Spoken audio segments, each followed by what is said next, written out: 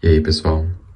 Um dos vídeos que foram mais assistidos aqui do canal foi sobre como estudar cálculo em 30 dias. E muitas pessoas naquele vídeo me perguntaram como eu diria para vocês estudarem, sei lá, por exemplo, matemática básica em 30 dias. Eu não sei se é possível estudar matemática básica em 30 dias, é muita coisa. Mas eu estava dando uma olhada no conteúdo de matemática básica, aquele que você vê lá no ensino fundamental, ensino médio.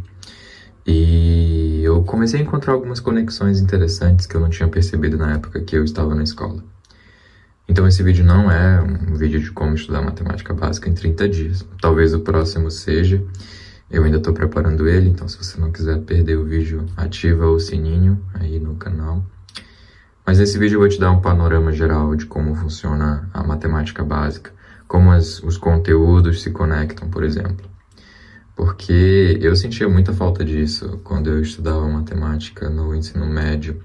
Por exemplo, química, as coisas eram muito ordenadas, né? Você tinha lá o estudo do átomo, moléculas, soluções, e aí química orgânica, que é o estudo de moléculas de carbono, etc. E as coisas pareciam seguir uma ordem lógica. Biologia também, né? Célula, tecido, etc. Mas matemática era uma coisa que não parecia ser muito construtiva. Parecia que o professor decidia num belo dia que ele estava enjoado de falar de função do segundo grau e começava a falar de matrizes. Eu nunca entendia muito bem qual era a conexão entre as duas coisas. E eu ainda acho que a matemática básica falha muito em criar essas conexões, mas nesse vídeo eu vou me esforçar para dar um panorama para você de como é a matemática básica, e ela não vai seguir a ordem da escola, infelizmente, porque a escola apresenta algumas coisas antes de outras e etc., mas pelo menos assim talvez você se sinta um pouco mais motivado em estudar matemática de uma maneira mais organizada, digamos assim. Então vamos lá. O primeiro conteúdo de matemática que você deveria estudar, eu acredito que com certeza seja conjuntos.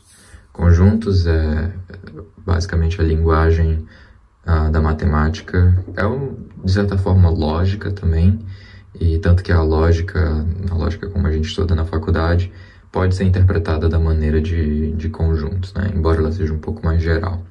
Mas com certeza a teoria dos conjuntos é o primeiro curso que pode ajudar você. Lá você vai entender, por exemplo, a notação de conjunto, que significa um conjunto estar contido no outro, pertencimento, que é o conjunto vazio, interseção, união, etc. Então, teoria dos conjuntos vai ajudar você a entender como empacotar certos elementos de matemática. Depois que você estudar a teoria dos conjuntos, aí você vai estudar o seu primeiro conjunto especial, que é o conjunto dos números naturais, que são os números que você aprende lá na primeira série, né? Que é o 1, 2, 3, 4, 5, etc. Não contém o zero, tá? Eu sou analista e analista não inclui o zero nos números naturais. Se você é da ciência da computação, tudo bem, tá perdoado. E com os números naturais você vai aprender as operações básicas. Por exemplo, você vai ter que aprender como adicionar números naturais. E eu não diria para você estudar subtração direta. Na verdade, eu sugeriria você estudar multiplicação primeiro. Que multiplicação de números naturais nada mais é do que a adição repetida várias vezes, né? E, quem sabe, depois da multiplicação, você pode estudar a potenciação, que é a multiplicação repetida várias vezes, pelo menos no mundo dos números naturais.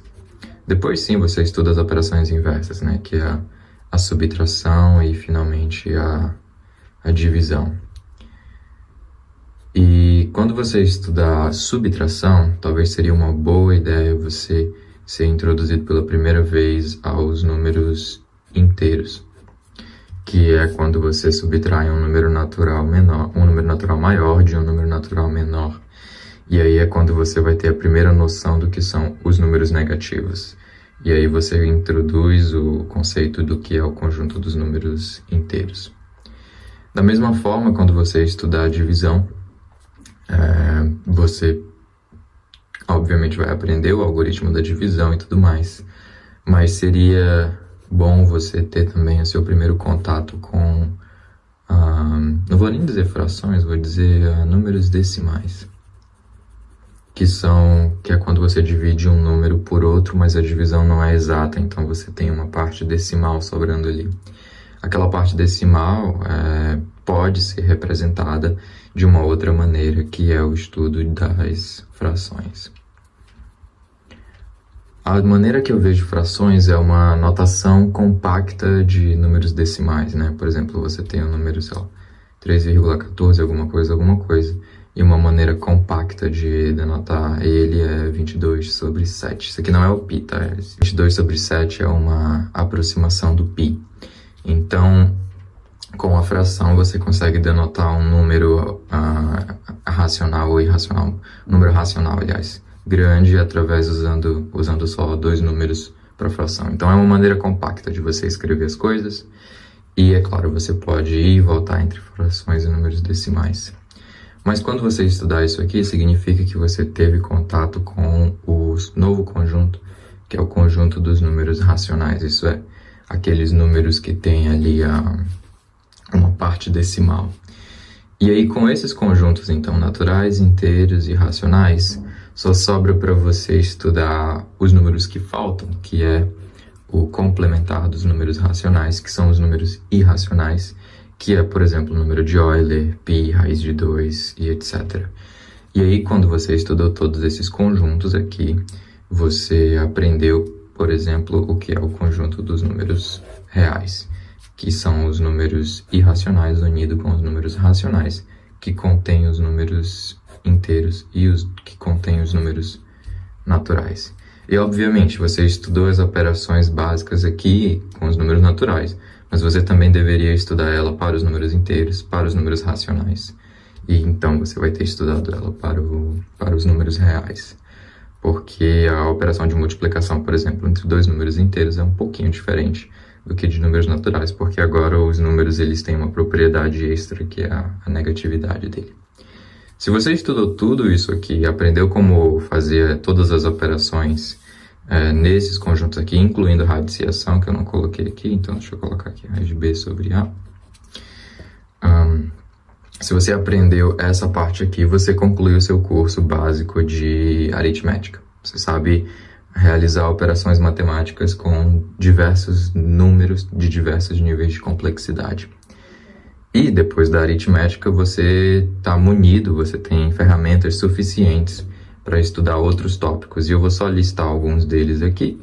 Por exemplo, você está munido para estudar razão e proporção, que te ajuda a resolver alguns problemas interessantes do mundo real.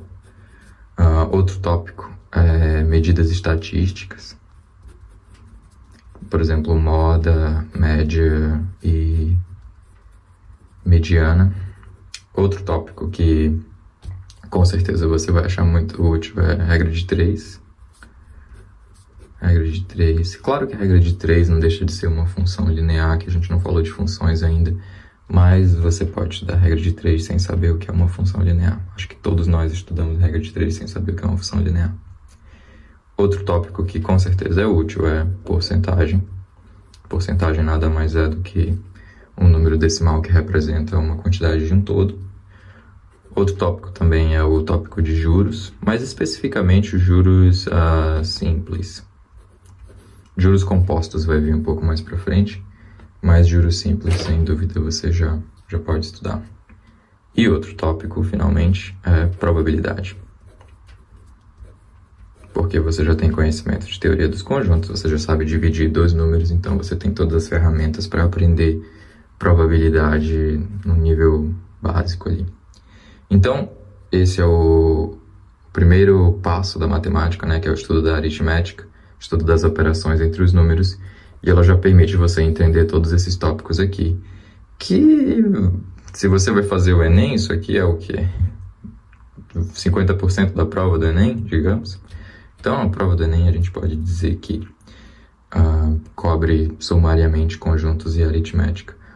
E estatística, obviamente. É claro que vai ter outras coisas ali, mas se você vai fazer o Enem daqui a um dia e você tem que estudar alguma coisa, estude isso. Outro ramo da matemática que a gente entra depois de estudar aritmética é o seguinte. Você agora aprendeu que existe esse conjunto chamado conjunto dos números reais, que contém todos os números que a gente usa para medir, contar e representar coisas e etc. E agora a gente precisa dar um passo em direção à primeira abstração que você talvez veja da matemática, que é o estudo da álgebra. Que basicamente significa você realizar operações entre dois números reais sem saber exatamente qual é o número. Então, ao invés de dizer para você soma raiz de 2 com raiz de 3 e me diz quanto dá, eu vou te dizer soma um número com outro número e me diz quanto dá. E você não sabe necessariamente quais são esses números, mas você sabe que propriedades eles devem obedecer, porque eles são números reais. Então, vamos anotar aqui, álgebra. Seu próximo passo. Na álgebra, a primeira coisa que você talvez tenha que ver é o estudo de monômios. Acho que tem um acento bem aqui, monômios. Monômios são, como eu disse, números reais, só que agora você vai representar ele por letra. Por exemplo, o número B. Que número é esse? Eu não sei. A única coisa que eu sei é que ele é um número real. E se eu quero realizar uma operação com ele, por exemplo, B vezes B, eu, embora não saiba que número o B é, eu sei que um número multiplicado por ele mesmo é esse número ao quadrado. Então, isso aqui é igual a B ao quadrado. E se eu te perguntar qual é o triplo de B vezes B, embora você não sabe qual é o B, você sabe que o triplo de B vezes B é a mesma coisa que 3B ao quadrado. Então, embora você não saiba qual é o número, você consegue realizar uma manipulação simbólica de maneira que você pode simplificar uma expressão ou até resolvê-la no caso de uma igualdade ou alguma coisa assim. Então, você vai estudar monômios, que basicamente vão parecer com isso aqui a maior parte das vezes. Ele vai ter uma parte numérica, vai ter uma parte literal e etc. E você vai ter que aprender a realizar as operações com os monômios. Então, você vai estudar a adição de monômios, a subtração, multiplicação, divisão, potenciação, né? E, finalmente, radiciação. Então, você vai rever todas as propriedades que você aprendeu na aritmética, só que agora você vai aprender como realizar essas operações em números que você não necessariamente sabe qual o valor numérico deles. Tudo que você sabe é que ele é um número real. E, é claro, o objetivo, então, aqui não é estudar o número, mas sim estudar a operação em si. Porque, para pensar, você não sabe qual é o valor numérico do número, então, dizer quanto é aquela quantidade não é importante. O que é importante é saber manipular a operação de uma maneira que, embora o resultado seja simbólico, ele ainda está correto matematicamente. Então, é aqui onde você estuda as propriedades como uma operação matemática ser associativa, ser comutativa, propriedades distributivas e etc. Então, o estudo na álgebra é mais da operação do que do elemento do conjunto em si, digamos. E realmente as coisas continuam assim na álgebra até você chegar no ensino superior. No ensino superior a gente faz a disciplina de álgebra de novo, claro que a gente não vai ver isso aqui, mas a gente estuda, por exemplo, propriedades de quaisquer operação. Você pode criar uma operação e o seu trabalho vai ser mostrar quais as propriedades daquela operação, e essa operação sempre vai estar atrelada a um conjunto. A propriedade da operação depende da propriedade do conjunto. E só para dar uma introdução para você, a gente chama um par ordenado, né? Que é um conjunto e uma operação juntas.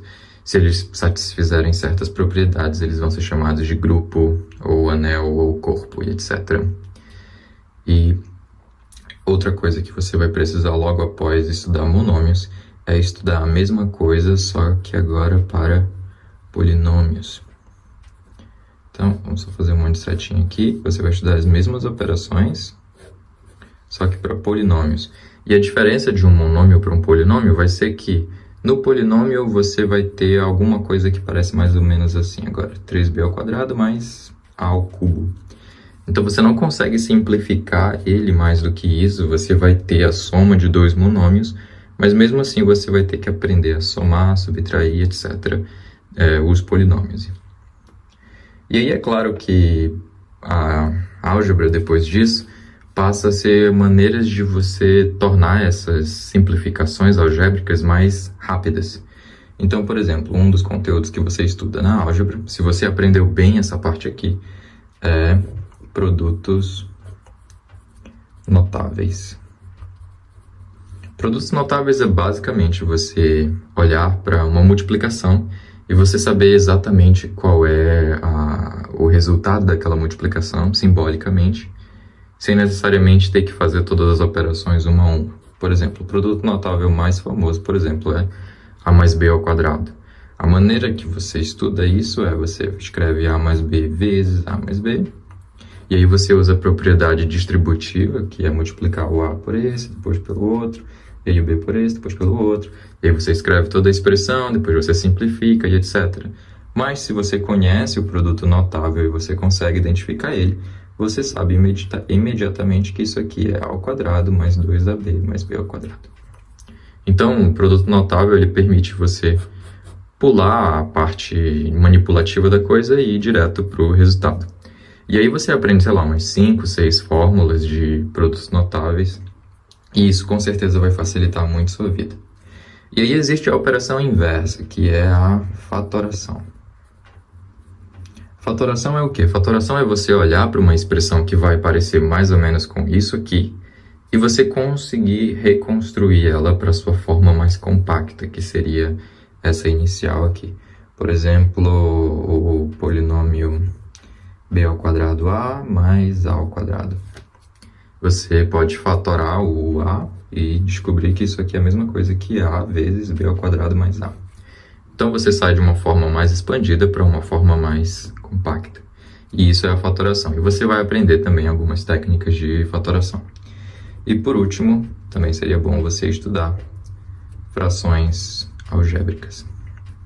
A principal propriedade de frações algébricas aqui é a seguinte: você sabe o que são frações, você aprendeu isso na aritmética, e você sabe, por exemplo, que se você quer somar duas frações, por exemplo, 1/3 mais 1/6, o que você tem que fazer é colocar elas sobre o mesmo denominador, e aí então você pode somar as frações. Mas e se a sua fração é algo mais ou menos assim, 1 sobre x mais 1 sobre x mais 1? Como é que você pode colocar elas sobre o mesmo denominador, se você não sabe exatamente qual o valor numérico do denominador? E aí o estudo de frações algébricas vai ajudar você a responder perguntas desse tipo. E isso aqui é o conteúdo de álgebra que você vê na escola. Se você entende bem o que são monômios, polinômios, sabe realizar as operações entre eles, e você entende muito bem, ou pelo menos conhece boas fórmulas de produtos notáveis, técnicas de fatoração e frações algébricas, o resto do seu estudo na escola vai ser fácil, porque não acredito que as coisas fiquem mais difíceis do que isso aqui. Isso aqui eu considero que é a parte difícil da matemática da escola, porque é a parte que talvez seja mais abstrata. E a gente vê isso no ensino fundamental, a gente não vê muito de álgebra no ensino médio. E aí, por isso que acontece de muitas pessoas passarem o ensino médio achando as coisas difíceis e complicadas, e errando o jogo de sinal e coisas assim, porque é essa parte aqui da matemática que talvez esteja faltando para você. E essa aqui também é a parte da matemática que falta para muita gente que faz o curso de cálculo 1 e repete pela primeira vez. Porque essas técnicas aqui de fatoração, produtos notáveis, é usado constantemente em cálculo. É um pré-requisito para você fazer um bom curso de cálculo. Então, se você não tem isso aqui, você provavelmente vai ter dificuldade na escola ao longo do tempo. Então, se você entende bem a aritmética, sabe fazer as operações, e você entende bem a álgebra, muito dificilmente matemática vai ser um conteúdo difícil para você. Eu acho que esse aqui é a matemática mais básica que pode existir. Talvez você consiga estudar isso em um mês, não sei. Mas vamos seguir em diante. Vamos falar agora sobre um outro conteúdo que você também vê no ensino fundamental e no ensino médio, que é o conteúdo de geometria. Geometria é o estudo de formas, digamos assim, mas eu gosto de ver a geometria mais de uma maneira mais como ela foi criada originalmente por Euclides. Então, se você for estudar geometria, a primeira coisa que você teria que entender é a noção de ente primitivo. Então, ponto, reta e plano. Entender o que são os entes primitivos e também os axiomas da geometria, que são 5 lá, né? Dados 2 pontos, existe uma única reta que passa sobre eles, dados 2 pontos em uma reta, existe um ponto entre esses 2 pontos iniciais, e etc, etc, etc. Então, estudar os entes primitivos e os axiomas que eles obedecem é o primeiro passo ali para o seu estudo de geometria. E daí, então, você pode estudar as formas clássicas de geometria, né? A primeira forma mais básica é o triângulo, que é quando você estuda ângulos entre duas retas, você vai aprender algumas propriedades, como somar e subtrair ângulos, etc. E o triângulo é o primeiro polígono convexo, digamos assim. Então, por isso a gente estuda ele. Depois você estuda quadriláteros, de maneira geral. Então, você tem o retângulo, o quadrado e o trapézio. Eu não deveria dizer que eles são diferentes, né? Você estuda o trapézio, caso ele tenha todos os ângulos internos iguais, ele é um retângulo, e caso ele tenha todas as arestas iguais, ele é um quadrado. Então, interessante entender as conexões sobre eles. Depois você estuda uma outra figura geométrica. Na verdade, seria interessante você estudar polígonos convexos primeiros, que são os polígonos mais gerais que os quadriláteros, por exemplo, pentágono, octógono, etc. E à medida que você vai aumentando o número de lados e de ângulos, você vai percebendo quais as propriedades que se mantêm. Por exemplo, qual é a soma dos ângulos internos de um determinado polígono. E aí você faz o exercício de, se meu polígono convexo tivesse infinitos lados, ele seria uma circunferência. E aí você faz, então, o estudo da circunferência. E, se você não teve a oportunidade, eu recomendaria você parar mais um pouquinho para estudar triângulos. E alguma das coisas que você precisa aprender sobre triângulos são as relações métricas. Por exemplo, incluir o Teorema de Pitágoras, e isso aqui para você, estudo das relações métricas, pode ser uma introdução à trigonometria, que é você estudar a sua primeira noção de seno, cosseno e tangente. Ok, então esse aqui é o estudo da geometria, mais ou menos como você vê no ensino fundamental. E fica à vontade para dar o salto aqui, né? Dar o salto para geometria espacial. Que é basicamente você repetir esse estudo, mas agora em um espaço de 3 dimensões. Que parece mais ou menos com isso aqui. E aí você vai estudar, além das áreas dos seus objetos geométricos, você vai estudar também uma nova propriedade que eles terão, que serão os volumes e etc. Então, esse aqui é o estudo da geometria. A geometria não é uma coisa muito complicada. Talvez você se perca um pouco ali na quantidade de fórmulas que você vai ter que aprender para calcular áreas e volumes e etc. Mas tente manter as coisas mais próximas dos entes primitivos e dos axiomas de Euclides, que você vai, com certeza, fazer um bom curso de geometria. Então, a gente dá uma pausa na geometria aqui, que não deixa de ser um pouco diferente da álgebra e da aritmética, e a gente volta ao estudo da álgebra agora em um passo mais adiante, que é o estudo de funções. E esse talvez seja... Eu acho que a gente estuda funções no ensino fundamental, mas talvez seja o primeiro contato com algum conteúdo mais avançado de ensino médio. E a primeira coisa que você precisa saber quando você estuda funções é a diferença entre relações e funções. E também você precisa entender bem o que é o plano cartesiano. Uma coisa que eu aprendi na universidade, para mim foi incrível, é que uma função nada mais é do que um subconjunto do plano cartesiano, né? Então você tem o plano cartesiano aqui, é um conjunto de pontos no plano, e você pode escolher um conjunto específico de pontos, mais ou menos assim, e esse conjunto de pontos ele vai formar uma relação. Se ele tiver algumas propriedades extras, como cada ponto no seu eixo x, ou no eixo das abscissas, corresponde a apenas um único ponto no eixo das ordenadas, então você consegue criar uma função. Então, por exemplo, se fosse algo mais ou menos assim, isso aqui seria uma função, porque cada ponto no eixo das abscissas corresponde a um único ponto no eixo das ordenadas, diferente desse caso aqui, onde um ponto no eixo das abscissas tem alguns correspondentes no eixo das ordenadas. Então, você pode ver a definição do que é uma função. Uma função é um subconjunto de pares ordenados do R2. Essa é uma definição maravilhosa de função, com a propriedade extra de que você só pode ter uma correspondência única entre um ponto no domínio e um ponto no contradomínio.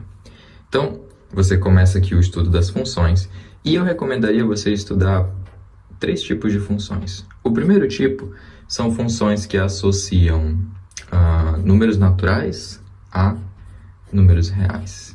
Eu esqueci de mencionar uma coisa aqui, né? Função, sendo um subconjunto de pares do R2, ela sempre vai ter ela sempre vai lidar com 2 conjuntos, que no caso, na maioria das vezes, vai ser o conjunto dos reais e o conjunto dos reais. Ela vai pegar números no conjunto dos reais e transformar ele em outros números. Você pode ver isso aqui mais ou menos assim. Você tem 2 cópias dos reais e a função ela transforma um elemento de um em outro. Na maioria das vezes, o que vai acontecer, na verdade, você vai ter uma função fazendo isso aqui. Ela vai pegar um número no conjunto dos reais e vai transformar ele em outro número num subconjunto dos próprios reais. Eu acho que é isso que acontece com a maioria das funções que você aprende no ensino médio. E o primeiro tipo de função que eu queria que vocês estudassem seria as funções que levam os números naturais nos números reais. Esse tipo de função você provavelmente vê no ensino médio com outro nome. Elas são chamadas de sequências. E, em particular, você aprende 2. A primeira é a PA e a segunda é a PG, progressão aritmética e progressão geométrica. Não deixam de ser funções, a diferença é que você não estuda ela com o nome de funções, né? Você estuda ela com aprender a somar os termos de uma PA, de uma PG, etc. Mas elas não deixam de ser funções dos naturais nos reais, e quando você chegar no ensino superior, se você decidir fazer matemática, a sua disciplina de análise real, você provavelmente vai estudar novamente essas funções e vai descobrir que elas são a ferramenta mais útil que a gente tem quando você consegue definir uma métrica no seu espaço. Então, o primeiro estudo de funções é esse aqui, PA e PG. O segundo estudo de funções que você pode fazer é das funções que vão dos reais nos reais. E aqui você tem uma coleção quase que infinita de funções. Mas vamos listar algumas que você pode ver. A primeira delas são as funções polinomiais de grau 1. Então, funções polinomiais de grau 1. Eu acho que eu deveria pegar outra página aqui, porque vou ficar sem espaço. Então, a gente está falando de funções dos reais nos reais. E a primeira função que a gente menciona são as funções polinomiais de grau 1, também chamada de funções lineares, que é basicamente tudo das funções da forma ax mais b.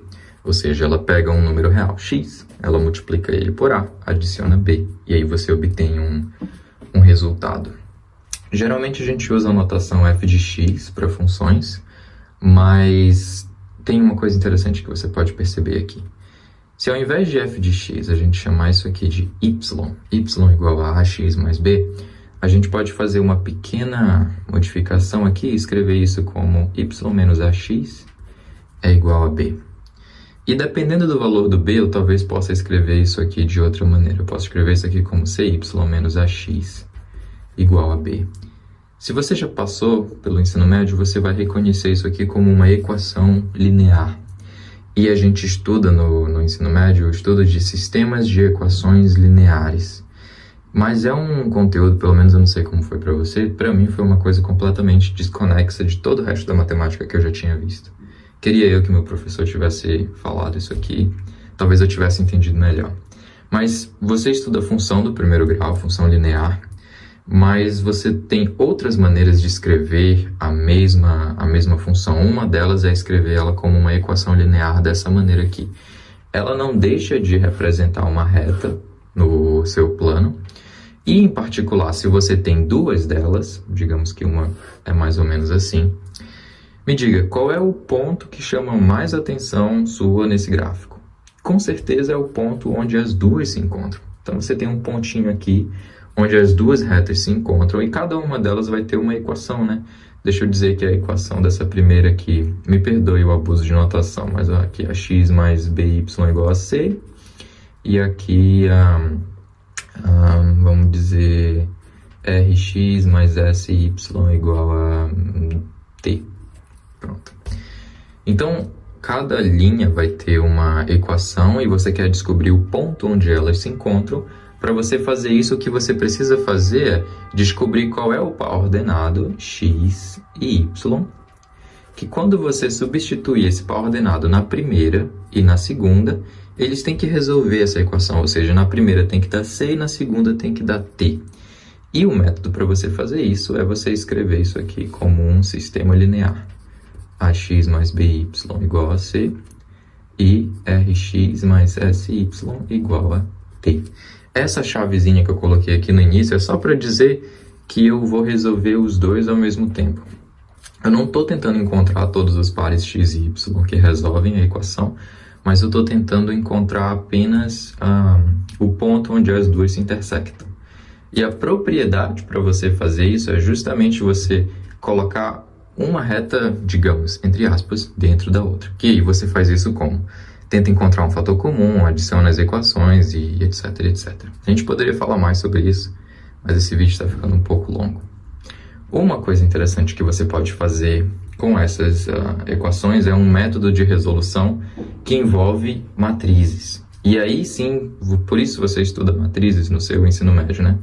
Porque matrizes é o seguinte: matrizes é o estudo de vetores. Então, você pode ter um vetor, digamos, um vetor dessa forma aqui, xy, que ele é representado dessa maneira. E o que ele é um ponto no seu plano, uma coordenada x e uma coordenada y. Geralmente você representa pontos no plano como x e y, né, com a vírgulazinha, mas isso aqui é a mesma coisa, apenas uma notação diferente, e essa notação permite a gente fazer uma manipulação mais interessante. Vamos dizer que você tem um ponto x e y no plano, e você quer transformar ele em um outro ponto, vamos dizer aqui, um ponto CT. Você quer realizar uma transformação nesse ponto para obter o ponto CT. Uma das coisas que você pode fazer, ficou um espaço exagerado aqui, então deixa eu escrever aqui, CT, é você realizar uma operação nesse vetor para obter o vetor CT. Essa operação é uma multiplicação por uma matriz. Qual matriz nesse caso? Você poderia pegar a matriz AB, RS. Então, se você realizar a multiplicação de matrizes aqui, A vezes x, B vezes y, R vezes x, S vezes y igual a CT, você retorna para o sistema linear. Então, eu consegui escrever o sistema linear que a gente queria resolver usando um outro objeto matemático que se chama matriz. E uma propriedade interessante aqui. Me perdoe novamente o abuso de notação, mas se eu conseguisse passar essa matriz dividindo para o outro lado da equação, ou dividimos os lados pela matriz, e eu vou escrever de uma maneira que não faz sentido nenhum aqui, mas espero que você entenda, é a seguinte. Se eu conseguisse passar essa matriz dividindo para o outro lado, eu só teria que realizar essas duas operações aqui, né? Primeiro, calcular o inverso da matriz, multiplicar por CT, e aí o resultado que eu obtivesse disso aqui iria me dar o ponto x e y que as duas retas se encontram. Então, poder fazer essa transição aqui de dividir a matriz no outro lado da equação seria muito interessante para mim, isso me ajudaria a resolver meu problema. Acontece que uma das condições necessárias, suficientes para você fazer isso, necessárias na verdade eu acho, é que o determinante da sua matriz, o determinante de A, B, R e S, tem que ser diferente de zero. O que é determinante? Bem, é isso que você vai estudar. Então, quando você estudar o conteúdo de matrizes, provavelmente você tem que entender o que é uma matriz, saber realizar as operações entre matrizes e depois estudar o determinante de matrizes, porque com isso você vai conseguir resolver sistemas lineares de uma maneira mais prática, de uma maneira que computadores resolvem, por exemplo.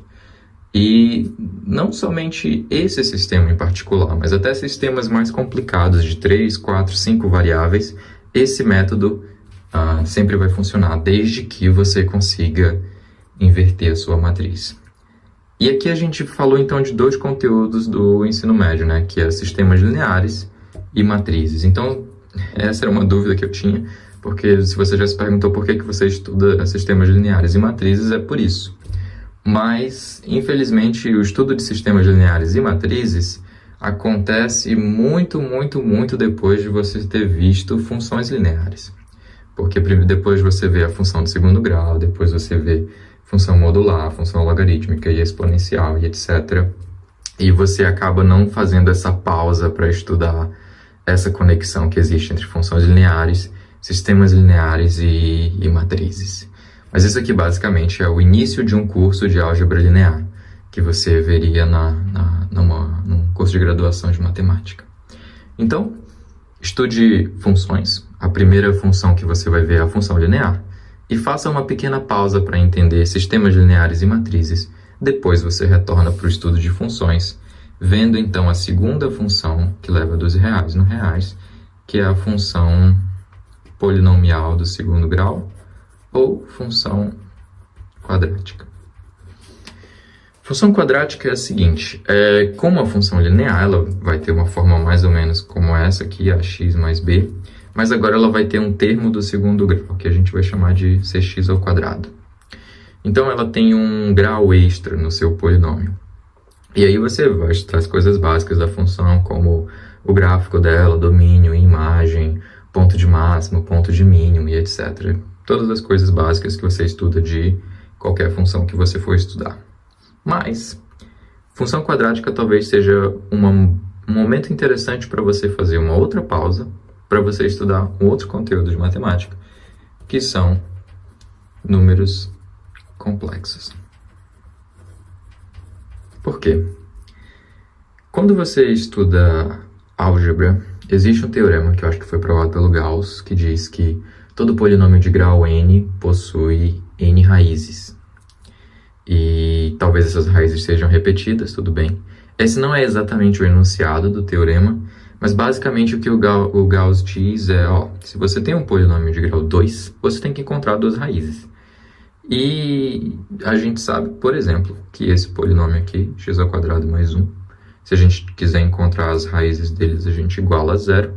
E a gente sabe, usando a fórmula de Bhaskara, ou um pouquinho de álgebra rapidinho, que as raízes desse polinômio aqui seria mais ou menos a raiz quadrada de menos 1. Que a raiz quadrada de menos 1 a gente sabe que não é um número real, porque não existe nenhum número que multiplicado por si mesmo dê menos 1. Mas o Gauss diz que você tem que ter duas raízes. Então, esse polinômio aqui seria uma contradição ao teorema? Não. Ele seria a motivação para você estudar o fechamento algébrico dos números reais, que é os números complexos. Os números que são necessários para você poder garantir que o teorema de Gauss sempre seja verdade.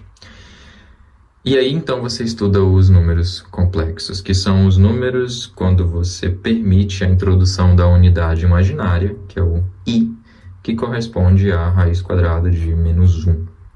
Os números complexos também são representados num plano, só que agora o seu eixo das ordenadas é o eixo dos números imaginários. E embora pareça muito com o R2, eles têm uma propriedade diferente. Os números complexos não são a mesma coisa que o R2, porque a operação de multiplicação entre números complexos não é a mesma operação de multiplicação entre dois pares ordenados no R2, por exemplo. Então, função quadrática, estude o básico da função, mas se você quer uma motivação para estudar números complexos, seria interessante nesse momento fazer essa pausa, entender, por exemplo, o que é o teorema de Gauss e etc. Então, ok, função quadrática. Vamos para as próximas funções, e as próximas funções talvez sejam mais simples. A outra função que você deve estudar entre os reais e os reais é a função modular,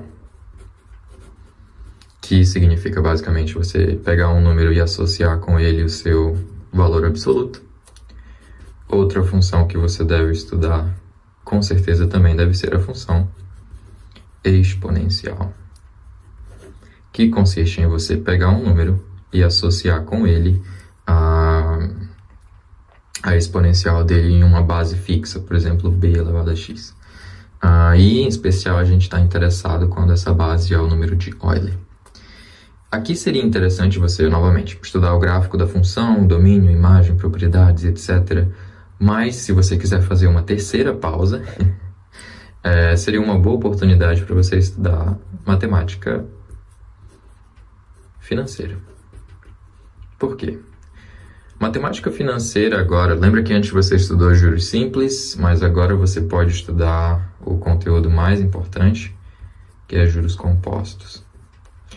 E uma das propriedades de juros compostos é que a fórmula dos juros compostos em determinadas condições, quando o tempo converge para o infinito, ela converge para o número de Euler. E a fórmula dos juros compostos, se você lembra, ela é exatamente uma função exponencial no tempo. Então, seria um momento interessante dos seus estudos para você fazer uma pausa e estudar matemática financeira. E a última função, que é a inversa da função exponencial, é a função logarítmica. E aqui, mais ou menos, você encerrou o seu estudo das suas funções de reais em reais. Existem ainda outras funções que seria interessante você estudar, só que essas não são necessariamente de reais em reais. É uma função que leva do intervalo 0 a 2π, quociente 0 e 2π, acho que é mais ou menos assim que se escreve, no intervalo menos 1 e 1. Basicamente, o que eu estou tentando dizer aqui é você pega o intervalo 0 a 2π, você conecta as pontas dele, né? Você tira o quociente entre 0 e 2π, e o contradomínio dessa função é de menos 1 e 1, que são as funções, se você recorda, isso aqui são as funções logarítmicas, trigonométricas. Então, o domínio delas é a circunferência de raio 1, logo comprimento 2π, e a imagem dela varia entre menos 1 e 1. E aqui você estuda funções como seno, cosseno, tangente, cotangente, cossecante, etc. E, novamente, você aprende o domínio, a imagem, o gráfico de cada uma dessas funções, e etc, etc. Então, até aqui você terminou o seu estudo básico das funções. E se você tem tempo, seria uma boa oportunidade para você fazer um estudo de pré-cálculo. Porque quando você fizer o curso de cálculo na universidade, com certeza você vai precisar saber, como a gente já falou, né? Aritmética, óbvio, álgebra. Se você souber boas técnicas de álgebra, você vai fazer um bom curso de cálculo. Mas o curso de cálculo é o estudo de funções. Então, se você aprendeu esse monte de exemplos de funções, seria interessante você estudar ela no nível um pouquinho mais abstrato, que é o curso de cálculo. E no curso de cálculo você está interessado em fazer operações nas funções. Então, sem saber exatamente qual é a cara da sua função, você vai poder fazer operações nelas. Muito parecido com o avanço entre a aritmética e a álgebra, é o avanço entre o estudo de funções e o cálculo. Então, por exemplo, as propriedades que você mais vai estar interessado é calcular a derivada de uma função e também calcular a integral de uma função. Não sei porque eu coloquei um sinal de igual aqui. Então, calcular a derivada de uma função e a integral de uma função. E o fim do curso de cálculo é o teorema fundamental do cálculo, que diz que uma operação é a inversa da outra. E, obviamente, para você entender essas operações, o coração delas é o estudo do limite de funções. Então, só um pequeno aperitivo aqui para você. Se você tiver tempo, seria uma boa oportunidade para você estudar limites, introdução a derivadas e introdução a integrais. Falta apenas, então, um conteúdo para você terminar o seu estudo da matemática básica, que é o curso de Geometria Analítica. Geometria Analítica. Que é, digamos, o primeiro passo da conexão entre álgebra e geometria, né?